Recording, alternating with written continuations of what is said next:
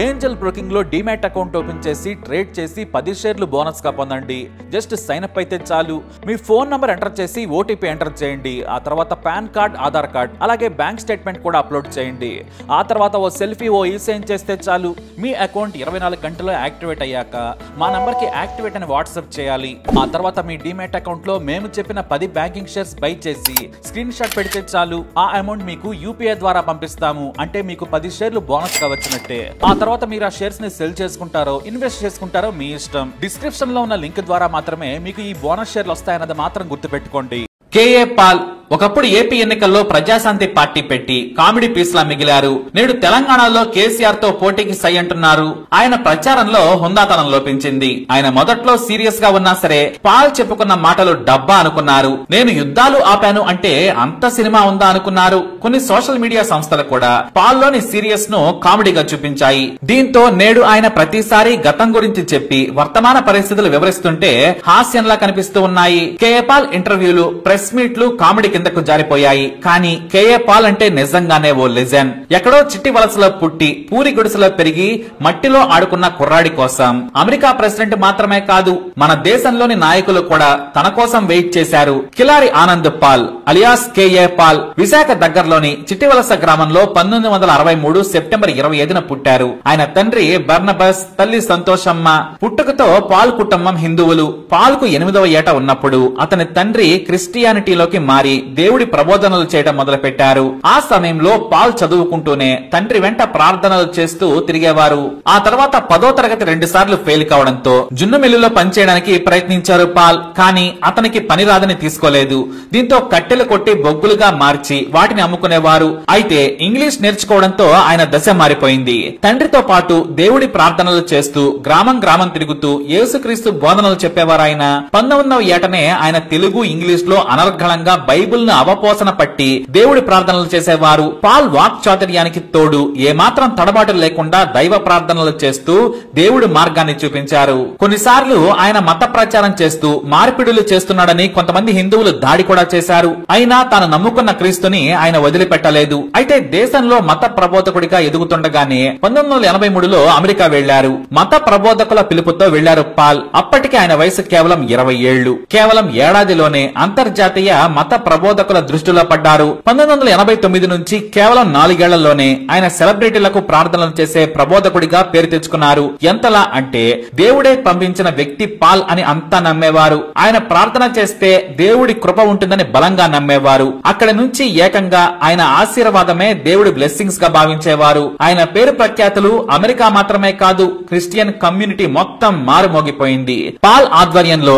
Gospel to the unreached millions ను స్థాపించారు. దాని ద్వారా బైబిలే దేవుని మాట, క్రీస్తు చనిపోయి మళ్లీ భూమి మీదకు శక్తివంతుడిగా తిరిగి వచ్చారు అనే మాటలనే ఆయన ప్రపంచానికి వినిపించారు. అంతేకాదు gospel to the unreached millions ఆధ్వర్యంలో ఆయన ప్రపంచాన్ని చుట్టారు. క్రిస్టియన్ మిషనరీస్ ద్వారా Spain to Japan, America to India ప్రచారం చేశారు. అంతేకాదు ఈ సంస్థ ద్వారా ఒక్క భారత్ లోనే పాస్టర్లకు, ఇతర ఎవాంజలిస్టులకు శిక్షణ ఇచ్చారు. కొత్త వారిని తయారు చేశారు. ఆ తర్వాత కేఏ పాల్ దేవుడి ప్రబోధన ఉందంటే వేలల్లో లక్షల్లో జనం వచ్చేవారు. ఆయన దేశంలోనే అత్యధిక డబ్బు తీసుకుని ప్రార్థనలు చేసే స్పీకర్ గా పేరెన్నిక కన్నారు. ఆయన వెనుక ప్రపంచ మత ప్రబోధకులే కాదు, దేశ విదేశాల్లోని అధ్యక్షులు, ప్రధానులు కూడా ఆయన బ్లెస్సింగ్స్ తీసుకునేందుకు ఆరాటపడేవారు. మా దేశానికంటే మా దేశానికి రావాలని అపాయింట్మెంట్ కోసం వెంపర్లాడేవారు. అలా పాల్ ప్రభ ప్రపంచమంతా పాకింది. మొదట క్రిస్టియానిటీకే పరిమితమైన పాల్ ఆ తర్వాత ప్రపంచంలోని యుద్ధాలు, విభేదాలు ఆపేందుకు గ్లోబల్ పీస్ మిషన్ ను ఏర్పాటు చేశారు. తానే నాయకుడిగా, ప్రపంచ శాంతి ప్రబోధకుడిగా పేరు తెచ్చుకొని తన వెంట పీస్ అంబాసిడర్స్ ను తీసుకెళ్లారు. గడాఫీ నుంచి సద్దాం హుస్సేన్ వరకు, బుష్ నుంచి వాజ్పేయి వరకు అంతా ఆయన కోసం ఒకప్పుడు ఎదురు చూసిన వారే. మన దేశానికి పాల్ వస్తున్నారంటే చాలు ఒకప్పుడు చంద్రబాబు నుంచి కాంగ్రెస్ సీఎంల వరకు ఎయిర్పోర్టుల్లో క్యూ కట్టేవారు. ఆయన దేశంలో ఎన్నో సేవా కార్యక్రమాలు చేపట్టారు. పాల్ తో స్నేహం అంటే క్రిస్టియన్ ఓట్లు పడతాయి, పాల్ తో సాన్నిహిత్యంగా ఉంటే కోట్లలో పార్టీలకు విరాళాలు వస్తాయని భావించేవారు. అలా పాల్ వెంట మన దేశ నాయకులంతా తిరిగేవారు. అంతెందుకు శాంతి ప్రబోధకుడిగానే కాదు, సమాజ హితం కోసం హిందూ స్వాములను కూడా ఏకతాటిపైకి తీసుకొచ్చి సేవ చేశారు పాల్. ఇక ప్రపంచ శాంతి దూతగా ఆయనకు ఎంతో మంది వేల కోట్లు కాదు లక్షల కోట్ల విరాళాలు ఇస్తే తన చేతుల మీదుగా దేశాలకు మిషనరీస్ ద్వారా ఫండ్స్ పంపించారు. సాధించారు. పాల్ కోసం అందరూ కలిసి బోయింగ్ 747 ను కొనిపెట్టారు. ఆయన ఎన్నో దేశాలకు శాంతి దూతగా వెళ్లి చర్చలు జరిపారు. ఇతర దేశాలు ప్రతినిధులను పంపడానికే భయపడే రువాండా లాంటి ఆఫ్రికా దేశాల్లో మధ్యవర్తిగా మారి శాంతి కోసం ప్రయత్నించి విజయవంతమయ్యారు. ఆయన కీర్తి ఆకాశమంతా. కానీ అమెరికాలో ఆయన మీద అవినీతి ఆరోపణలు రావడంతో మెల్లిగా ఆయన ప్రభ తగ్గింది. ఇటు మన దేశంలోనూ మరీ ముఖ్యంగా వైఎస్ వచ్చిన తర్వాత 2004లో పాల్కు నిధుల రాబడి ఆగిపోయింది. మరికొన్ని వేరే వ్యక్తుల మెషనరీస్ కు మళ్ళాయి. చివరకు సోనియా నుంచి ప్రధాని మన్మోహన్ సింగ్ వరకు ఎంతో మందిని కలిసినా సరే భారత్ లో ఉన్న తన మెషనరీలకు నిధులు రాలేదు.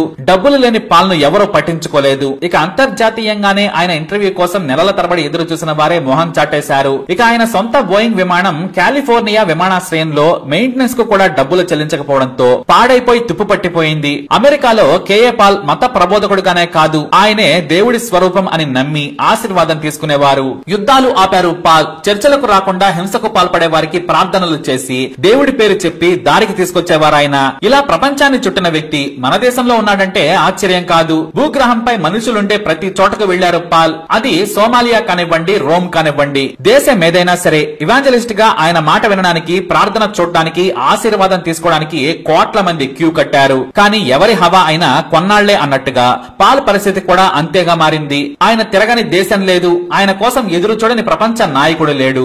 లిబియా నుంచి సైబీరియా వరకు, అమెరికా నుంచి రష్యా వరకు పాల్ పవర్ అంతటా పనిచేసింది. కానీ 2004 నుంచి భారత్ లో ఆయన మిషనరీలను, సేవా కార్యక్రమాలను కొనసాగించాలనుకున్నా కూడా కుదరలేదు. దీంతో అమెరికాలోనే ఉండిపోయి తన క్రైస్తవ మిషనరీల ద్వారా వచ్చే డబ్బులతోనే ఆయన కాలం వెళ్లదీస్తూ ఉన్నారు. చాలా చిన్న ఇంట్లోనే పాల్ జీవనం సాగిస్తూ ఉన్నారు. ఆయన పలుకుబడి తగ్గిపోయింది. చిటికేస్తే వేల కోట్లు వచ్చి పడేవి. కానీ నేడు ఆ పరిస్థితి లేదు. కానీ గొప్ప ఎవాంజలిస్ట్ గా పేరు తెచ్చుకున్న పాల్ ఏపీ రాజకీయాల్లోకి వచ్చి తప్పు చేశారని చాలా మంది అంటారు. ఆయన స్టేచర్ కి రాజకీయాలు సరిపడవు, ఆయన నిలబడలేరంటారు. పైగా ఆయన చేసే ప్రసంగాలు నేడు హాస్యంగా మారిపోయాయి. ఆయనలో సీరియస్ గా ఉన్నా సరే మాటలు నమ్మశక్యంగా లేవు. తాను ప్రధాని అవుతాను, $1 ట్రిలియన్ తెస్తానంటారు ఆయన.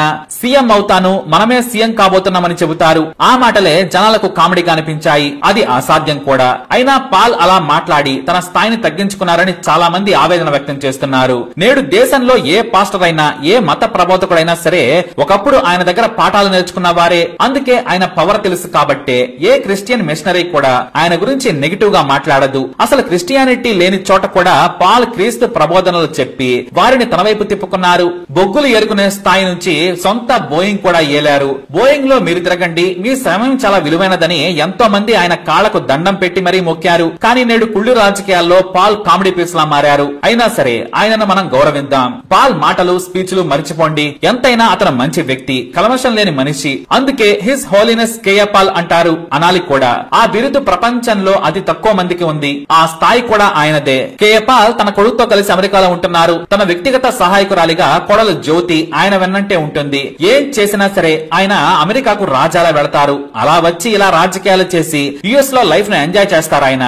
That is his holiness KA Paul. ఇది కేఏ పాల్ గారి ఫుల్ స్టోరీ. మరి కేఏ పాల్ పై మీ అభిప్రాయాన్ని కమెంట్ ద్వారా తెలియజేయండి. అలాగే వీడియోని లైక్ చేయండి, షేర్ చేయండి, మా ఛానల్ సబ్స్క్రైబ్ చేసుకోండి.